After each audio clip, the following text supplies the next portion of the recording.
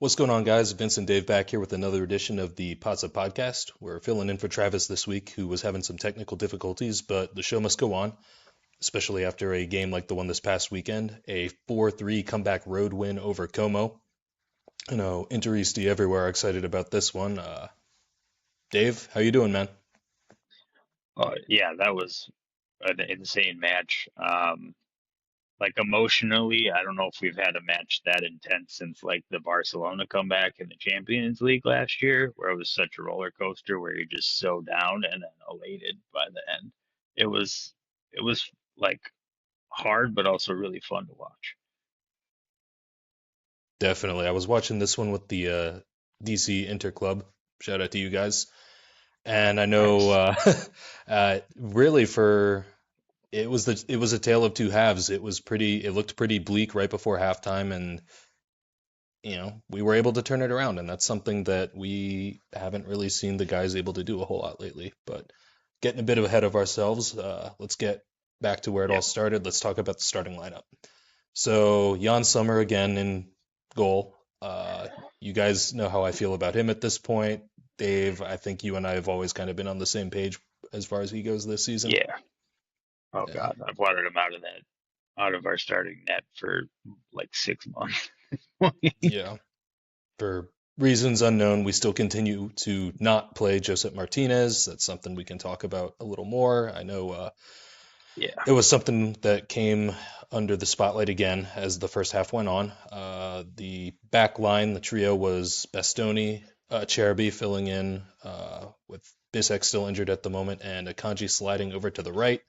I know there was a lot of trepidation about Francesco Acerbi playing. Dave, I think you shared that too. I think the whole group chat really did at this point.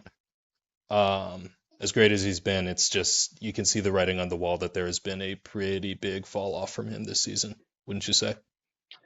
Oh my gosh. Yeah. And I mean, it's not entirely his fault. I think some of it is a combination of his age and the fact that playing what, like 8 yards, 8 meters further up the pitch with that line. Like he just can't get back. And it Hmm. keeps pulling everybody else out of position. Like Bastoni doesn't have as much pace as people think he does. Like he can't get back either. And then it pulls Akanji, who's our only speedy guy, all over the pitch. Hmm. Yeah, and Akanji Yeah. is all season kind of been the star in the back line, really inspired pickup, especially for coming in so late. But I know yesterday he was of the starting trio in the back line, he was probably the standout. Not that I thought the back line was particularly impressive. I thought Como was having their way with us No. for a good chunk of the first half at the very least, a good chunk of the game in general. But, Yeah. moving on to the rest of the lineup, DeMarco and Dumfries on the wings, as usual when they're both healthy. My personal favorite midfield, Zelinski, Çalhanoğlu, Barella, and Pio Esposito and Marcus Thuram leading the line. Dave, what were your thoughts on the lineup? Pretty happy with the squad we put out there, or would you have changed anything? Other than a Cherby, which we didn't have a lot of other options other than try to force somebody else into a role they don't really fit, like putting Augusto at right center back. I just don't like moving a Kanji out of center back. He's that good in that role. And Mhm. it just happens every time that we take him out of that role, we get torched on the counter because there's nobody there to get that last man. Do you think Stefan de Vrij might have had a better showing at the center back position than Acerbi did yesterday? Maybe in the first half, but like whatever it was about Augusto coming on, and we can get into that when we talk about the game more because I have some ideas. But Augusto coming in really changed a lot of that, which is interesting because that's the only change we made to the back line the entire match, if I'm not mistaken. Hmm. Yeah, So for Acerbi was in there for the whole second half, and I mean, other than a BS penalty, we didn't. I mean, they had a few chances, but nothing like the first half. right. So I don't think I would make too many changes. Like I'm with you. I love that midfield. Obviously, you're going to start Dumfries and Demarco in big matches if they're healthy, like you have to. I would have. I don't think I would have changed anything. The only thing I was always hesitant, and I said this yesterday, was I wasn't super excited about Thuram, and I'm glad he made me eat my words. Hmm. Yeah, I'm with you. Overall, pretty happy with the lineup. Unfortunately, of course, Lautaro's once again unavailable. That was great news to start my Friday morning, waking up to see Yeah, that. I had yeah, a out of nowhere.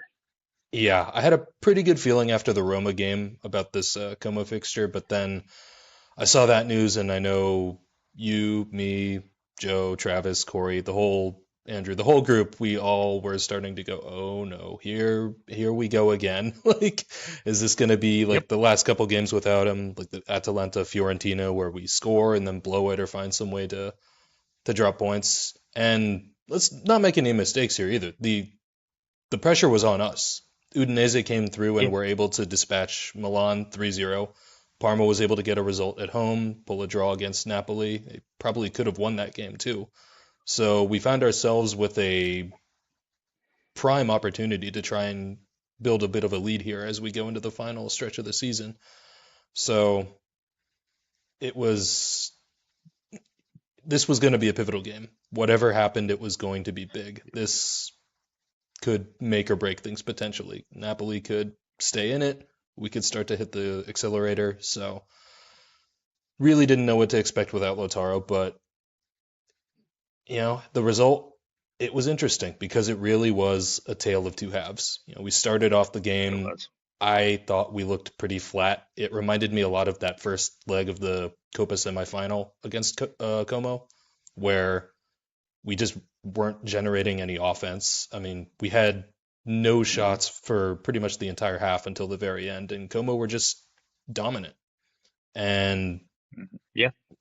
we were able to get away with it for a little bit, but then in the 36th minute, Como opened the scoring, and it was a goal we feel like we've seen again and again and again against us this season, where Yep. Como take the initial shot, Jan Sommer makes a save, parries it back into open play.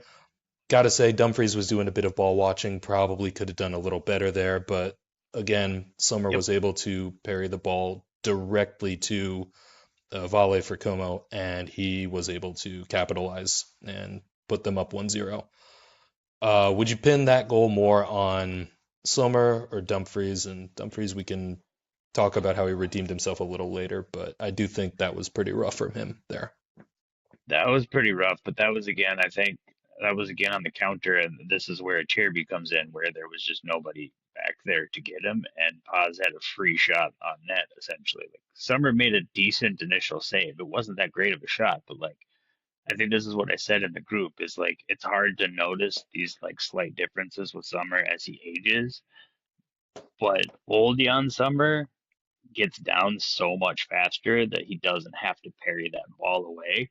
He gets his whole body in front of it and smothers Hmm. it, if that makes sense. Because that one wasn't hit nearly. It's not like the one that in the second half where Paz ripped it so hard you just try to like deflect it any way you can. It was not one of those. Right. Like he tried to place it past him. He like I guess that's what I'm saying. Like he's just slower. And when you're not that tall as a keeper, that matters. Like he's not Courtois back there at like 6'6", reaching everything because he's just so huge. Like that's just not the type of keeper he is. He's been a more athletic one, and as you lose that athleticism, it becomes real obvious. And I think that's just what we're seeing because that's at least what the fourth or fifth goal we've given up this season where he's parried it right to someone. Hmm. And it's, we can give him points for making contact. That's great, but it just feels like,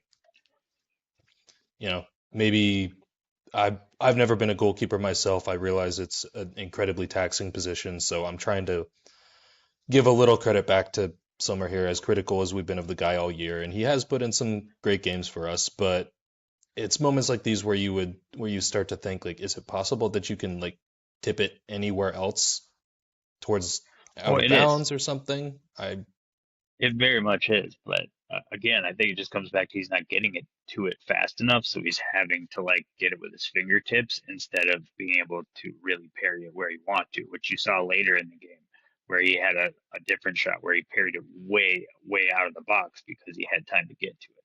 He's good at that. It's just when you're not getting to it in time and you're reaching for it, like even like that header the other day where he parried it and it was going in, but it was like a real gentle one. He just fingertipped it. Like old Jan Summer probably catches that before. He doesn't even have to fingertip it. Right. Yeah, I definitely agree that you So, can see that the reactions have visibly slowed down. And like you said, for somebody who doesn't quite have the natural stature buff, uh, doesn't have like the natural height, the natural wingspan, yeah, those reactions are yep, paramount. And once those start to slip, we that's where you start to see him fall off like he kind of has this past season. But it was only one yeah. zero, and the hope was that we could limit the bleeding there at least until, unfortunately, about 10 minutes later, Nico Paz comes down and beats Francesco Acerbi pretty embarrassingly. Oh God, Gets a yeah, shot very on. embarrassingly. Once again, Summer gets a piece of it, but it isn't really enough to do anything. Nope. Dave, who are you blaming more on that goal? Both of them. Cherby never should have let him take that shot. He had the ability to close that down. He just stood there and watched him do it. He let him have the space. You can't let Yeah, a guy like Nico Paz have space like that at all. Like at all. He should have been all over him. I saw originally you could see him look behind him, see what's there. There's two Inter players behind him and one guy. So why are and one player for Como. So why are you not closing down on Paz? You have coverage. You don't have to worry about that guy. There's two guys on him. Like it makes no sense for a guy with that level of experience to make that decision and not close down that space. He's not that definitely. fast, but he Yeah. could have, if he'd taken one more step forward, that changes the angle and it gets blocked. Because he came close to blocking it even with his awful spacing.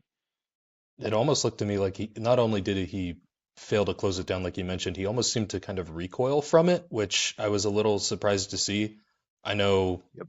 commentary made mention of the fact again that this is the guy who a couple years ago pocketed Erling Haaland in a Champions League final. And now he's I don't know if it's Barcola putting him on skates in the last final that wrecked him mentally or something. I don't know if it's just another year caught up with him, but it's unfathomable for me to see that because 2 years ago, Acerbi shuts that down. No question in my mind. Yeah. Oh yeah, he closes that space down then. But like again, it's another thing where we talked about at the beginning where like him at center back, like he doesn't get back fast enough, so he's in that position where he has to get back and try to close that gap so fast and make quick decisions. Where if he's just already in position, none of that happens because he clears the ball. Right. He just cannot play a high line. He's too slow and too old. He was always a slow center back to begin with. But like what you said about pocketing Holland, like the only guys that he pockets nowadays are big and slow. Hmm. He does not do well with shifty, quick players. He gets smoked by them repeatedly. Right. There are certain tactical adjustments that other teams have made against us too. We've seen work. I know Conte was able to use that false nine kind of strategy to against Yep. Acerbi to pretty good effect. Um, but yeah, that Yeah, he's that been left embarrassed us. a lot this year. Yeah, I think I can't remember up till what point this was, but I saw a statistic that it was up until I think I put it in the group chat too, if you remember. It was up until like December or January. Pretty much every loss we had, he was starting, which Yep. was Checks out. it's a pretty damning statistic. Um, Yeah, and it's been obviously awful. that's no longer quite true. We did at least win with him here, but it looked at 2-0 down on the road against Como, it looked pretty bad. I know the mood at Big Tony's Pizza Bar where DC Inter Club met up to watch. It wasn't great, the few of us who were there. But Dave, what was your mood at that point? Did you think we could get back in, or were you calling it game over? I mean, based on history and what this team has done repeatedly in big moments like this, when they've had so many chances all season to pick up points and kind of close out the Scudetto, yeah, I thought it was over, especially without Laturo on the field. I changed my mind very quickly as soon as Thuram scored, though, because that's the same thing as the Hakan goal last week. Like it completely changes the game and the mentality. All of a sudden, you're only down one and you're completely back in it, even though you've done nothing. Yeah, and that goal came out of nowhere. We barely had time to blink or process what had just happened, and all of a sudden we're coming down the field, and Barella makes a sweet cross in, finds Thuram, who was able to beat his guy and take everyone by surprise to save something before the break, 2-1. And I gotta say, The as critical finish as was glorious. it was great. It's the Marcus Thuram we've been missing, and I'll Yep. get into those two, Barella and Thuram. I'll get into a little more. Dumfries I want to talk about too, but as critical as I have been of those two guys for most of this season, they're making me eat a lot of crow right now. I thought they were great against Roma. They were great today. Marcus Thuram Yep. especially. I don't know if hanging around Kylian Mbappe over the international break woke him up or something, but he was great in those France games, and he's been great since he got back. I don't know what happened, but I'm here for it. This is the I, Marcus Thuram I missed. if you ask him, and he said this in an interview like maybe a week or two ago, that this is the first point in this season that he's been 100% healthy. Yeah, So I I think he's been like slightly, not completely injured, but enough that you lose like that extra step, and that extra step matters when you're a striker. oh yeah. I mean, we could see it there. The eye test, the stats, you could tell he had fallen off the score sheet. He seemed I mean, we thought he seemed mentally checked out, a lot of us. And, Hmm. obviously being injured doesn't feel good, but we talked about, what's wrong with Thuram, what's wrong with Thuram. But these past two games, and he's been huge for us, and especially now with Lautaro out again, he's stepping up at the right time. And same for Barella, somebody who's struggled for large parts of the season. We've been talking about what happened to Yeah. him, what happened to him, where's the old Barella? And for the first time in a while, it seems like he's back because it wasn't Yeah. just that play coming out we started the second half pretty strongly as well. 49th minute, Barella hits a long ball. And it looks like the Como defense is going to take care of it. Thuram kind of pulls a step aside. I got this. Takes it, chips the Como keeper, and all of a sudden we're right back in it. Yeah. Out of nowhere again, like just another beautiful, and that long ball, even though the Como defender touched it briefly, that long ball from Barella was insane. The curl on 100%. that, and like it was like almost a chip the way it dropped. Like that thing was floating in and just landed perfectly where it needed to be. It was not an easy one for the Como defender to deal with. I know everybody gave him a lot of crap, but he was trying to get it while it's coming over his head. That's really hard to pull that down when it's coming because you can't see it. Like Hmm. if you're turned around, it's a different story. And then it just dropped right to Turam, and he knew exactly what to do. It was, yeah. Again, I think just the old Turam and Barella. I think the difference has been the passing. It's been glorious passing again lately. Definitely. And I know you may or may not agree with me.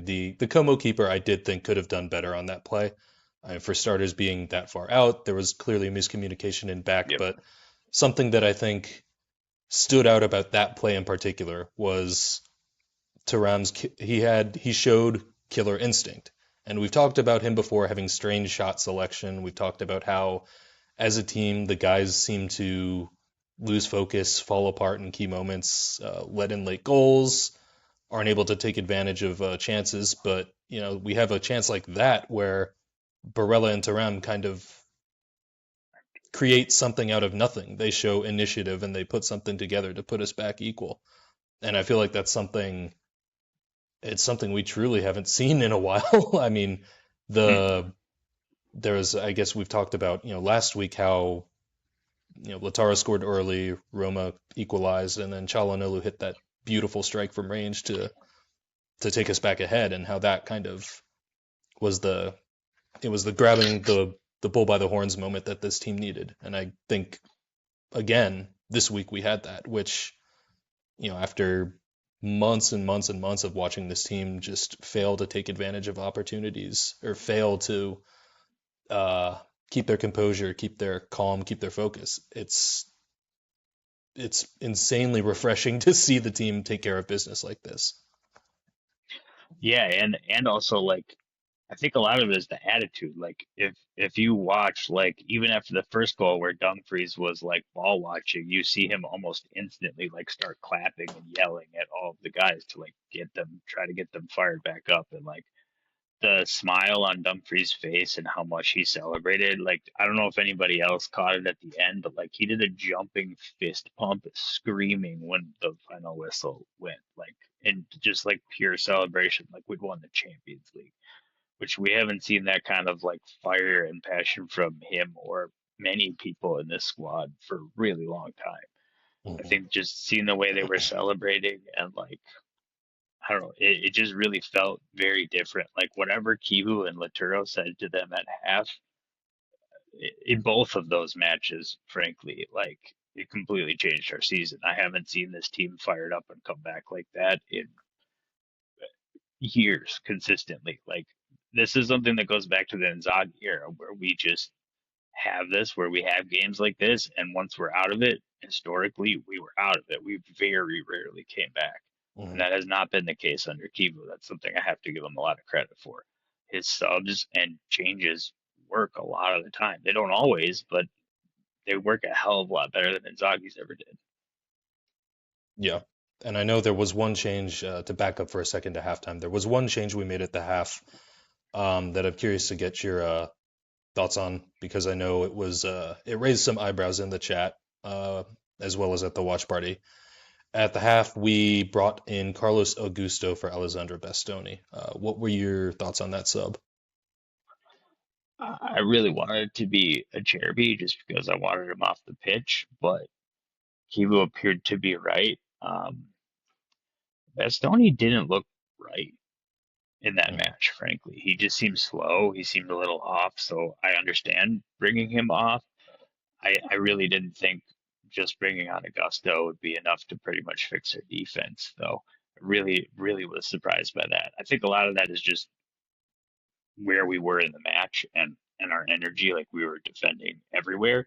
People were getting back like crazy, but it also was a tactical change in that Augusto started being the one that was going up the field more and left Cherby deeper so we couldn't get smoked on the counter, which is something when I rewatched, Cherby was staying a lot further back. There were a couple moments he came up and I was and even in the chat, I was like, what are you doing? Hmm. Why are you up by the box? Like, don't you should never ever be there unless it's a corner because you ain't getting it back. Or unless we're playing But Barcelona. But yeah, exactly. But I mean, Augusto was, other than Akanji, by far our best defender. The rest of that, he was like lights out good at stopping attacks all over the place on that left Mhm. side. He shut that left side down, Yeah. which I think that was a lot of the difference. Is Bastoni and Demarco were not working well together, but Demarco and Augusto sure did. Hmm. And even DeMarco, I didn't think had the best game either. He eventually was subbed out in the 56th as part of a triple sub package. Luis Enrique came on for him, and we've talked ad nauseum about Luis Enrique and whether or not he's interquality. Personally, I think when he comes in and goes on the left, I think he's a lot better than when he's on the right. He did have one pretty good goal scoring opportunity that was saved. He made a pretty good run. He was working well with everyone in that Mhm. in the build up there. But DeMarco didn't have the best game. Can't and this is something that I don't know if you picked on. Just to go on a brief aside here, I don't know how much of the post match you heard, but the studio crew were talking about, oh, what's wrong with Federico DeMarco? He looks tired, he looks uninterested, and I had to roll my eyes at that because just a month ago we were watching him and Zelensky hard carry this team for a month while everyone was hurt, waiting to come back, or people were out of form, morale was low after the Yeah, Champions League, and now we can't singling out DeMarco for yesterday feels very, very unfair. I don't think he was the worst player on the no, pitch. Like, no, not at all. And we're talking like you're singling out a guy who's what, two assists away from the record for assists in an entire season for Serie A. Like, no, like this is a guy like yes, he's had three not great games since Italy, but he's still like an MVP candidate. He's been that good. yeah, and he's allowed to have off games because again, he plays a lot, he plays hard. His work rate has never been in question, and without him, we Hmm. wouldn't be where we are. That's just the fact right now.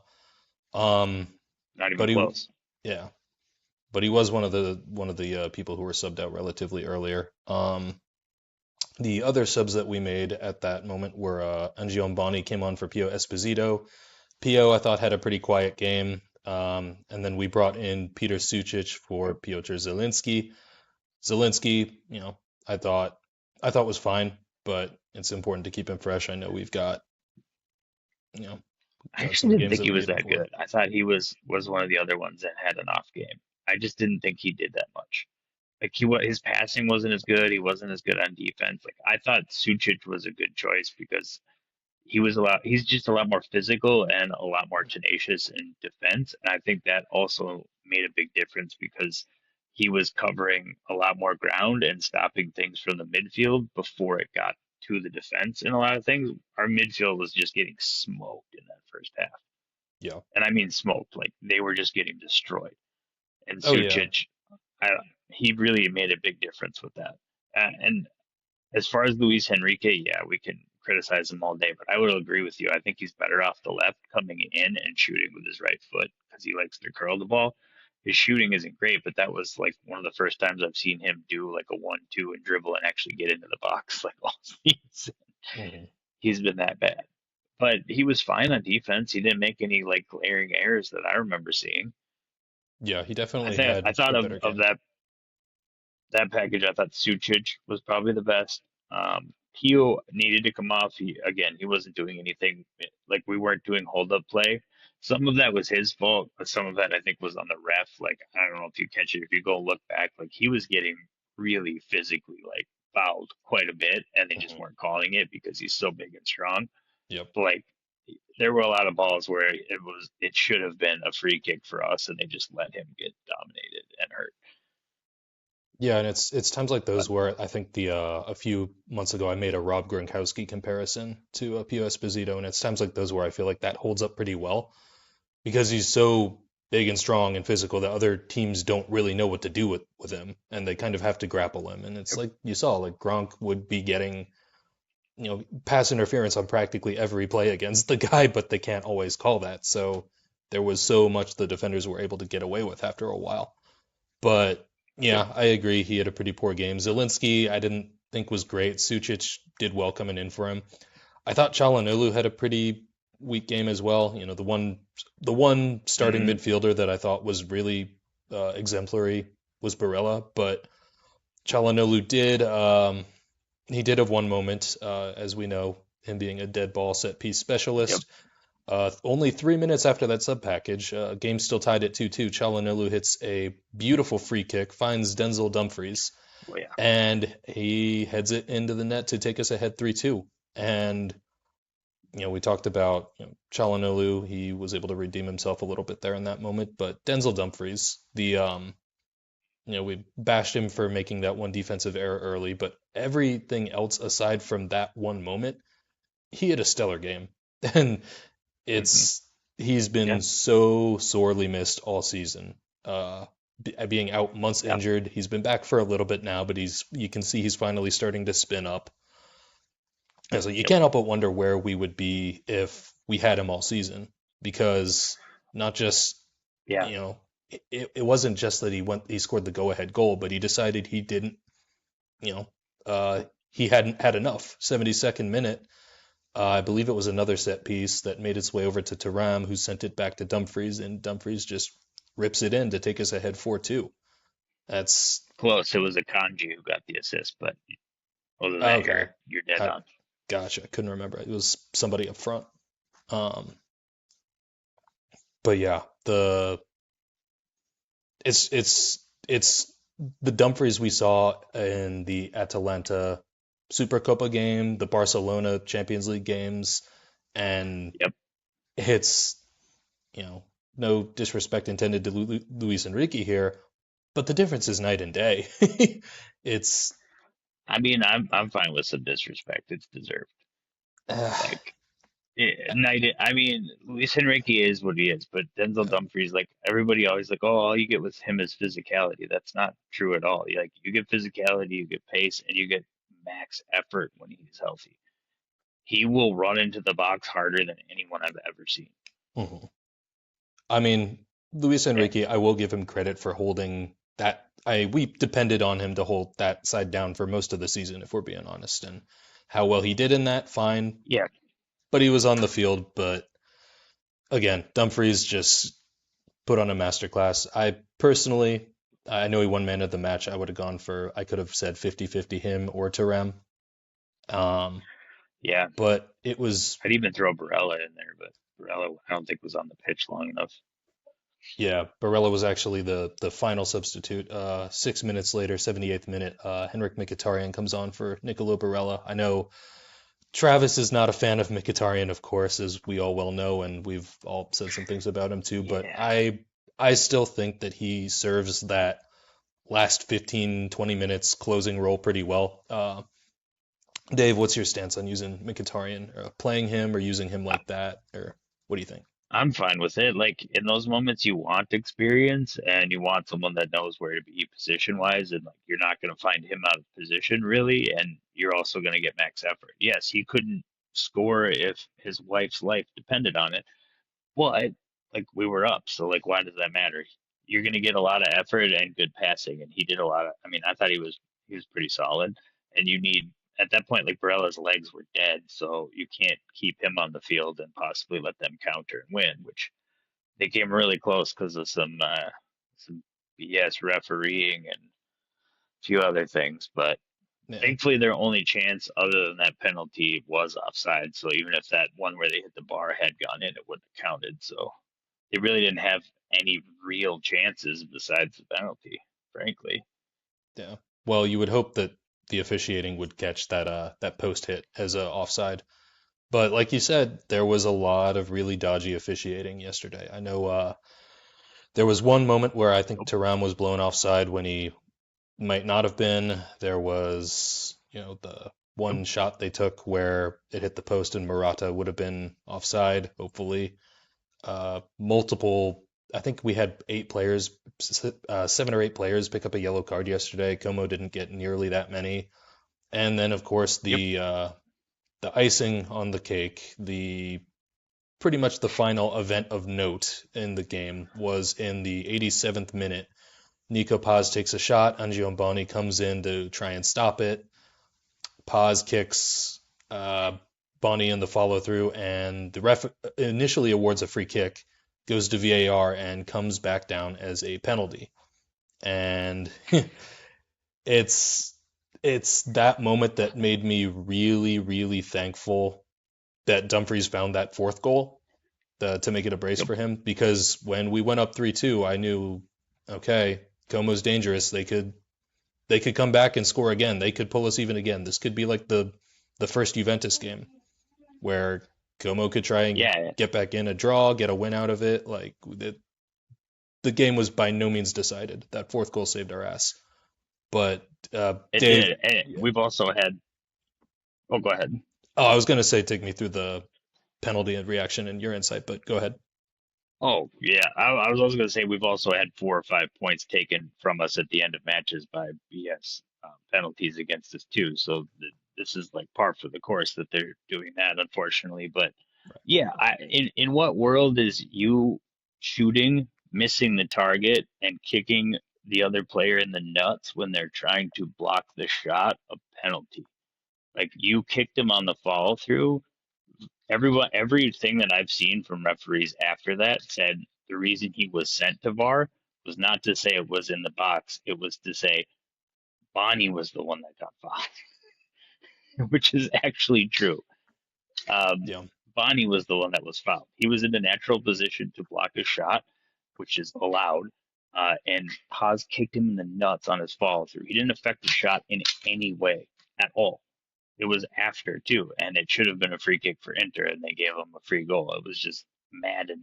At that point, I was like, "Are we going to draw? Because this seems like par for the course." it felt possible, and it I kept got a things. Hmm? sorry, I got a pretty upset daughter waiting for me here. I might have to get off here pretty soon. Okay, no problem. Just let me know, and we'll have you on again as soon as possible. Um, but Sounds yeah, good. to your point, it was definitely it felt like we could drop points, and I was clenched up until the final whistle finally went. Because again, Yep. we've seen this team blow late leads time and time again, get bad calls against us, and for Yep. once it was nice to see us not just hold on, get the win, pull, come back in a game, but also overcome some of this crappy officiating. We've seen when it happens against Yep. Napoli, we can't get the result. When it happens against Milan, can't get the result. And it happened here against Como.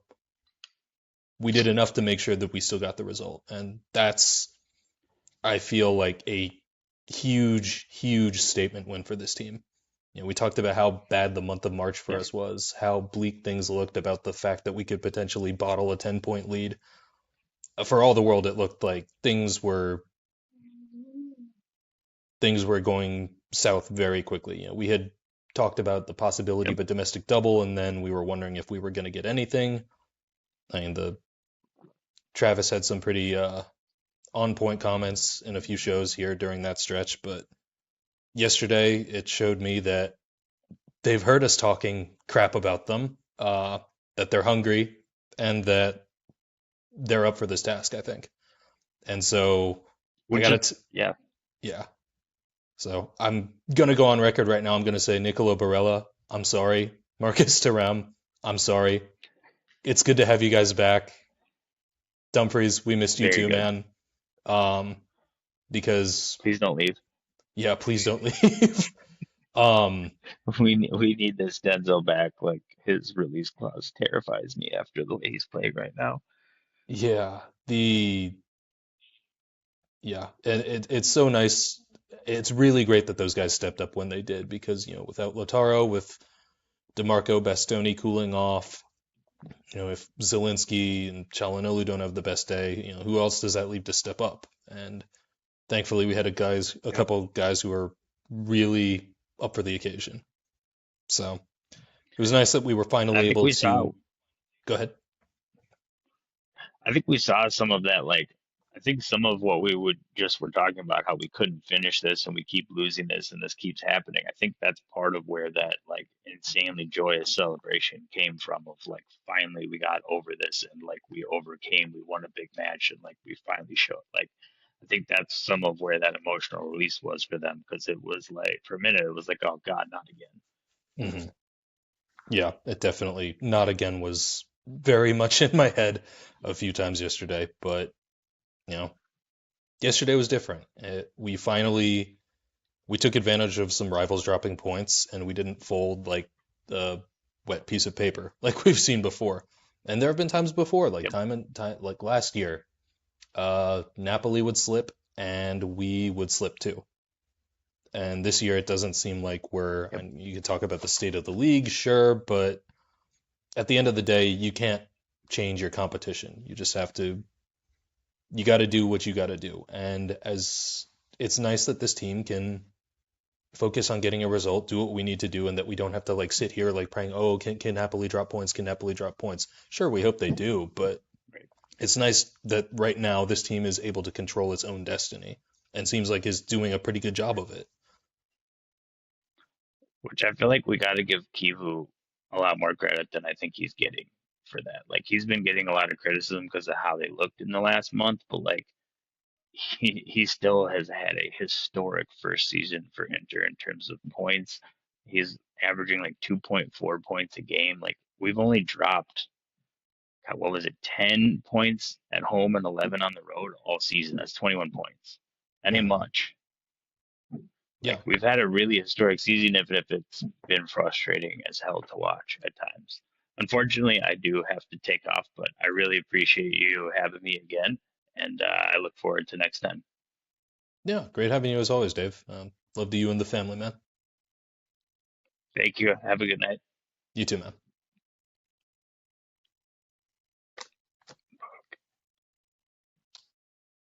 So moving on, looking ahead. Thanks so once again to Dave for joining us this week, um, and provided some great stats as usual. He's always been the stats guy in our group chat, so it's really great having his insight to call on. But looking ahead to what the team has going on the rest of the season, Champions League, unfortunately, not in the cards for us. But we have 6 more league games, and we could potentially have 2 more Copa games. We have Cagliari on Friday at home. Then we host Como on Tuesday in Coppa Italia play. Depending on what happens in that game, the other side of the bracket will be played on Wednesday. Atalanta have Lazio. We'll see what happens there. There's The potential for a double is still there. We could see that Como game is probably going to be the hardest game we have in any competition for the rest of the season. So we'll see what happens there. Having them at home will help. Whether Lautaro will be back by then remains to be seen. Moving back into Serie A, we go to Torino on the 26th. We host Parma on May 3rd. Go to Lazio May 10th, host Verona May 17th, and finish out the season on the road May 24th in Bologna. So on paper, looking at the schedule, with a 9-point gap over Napoli, the magic number for us right now is 85 points. And being on the total that we are now, that leaves us with we need 3 wins and a draw. And on paper, it looks doable. There's a lot of reason for optimism from this team. And in March, we all felt very, very pessimistic.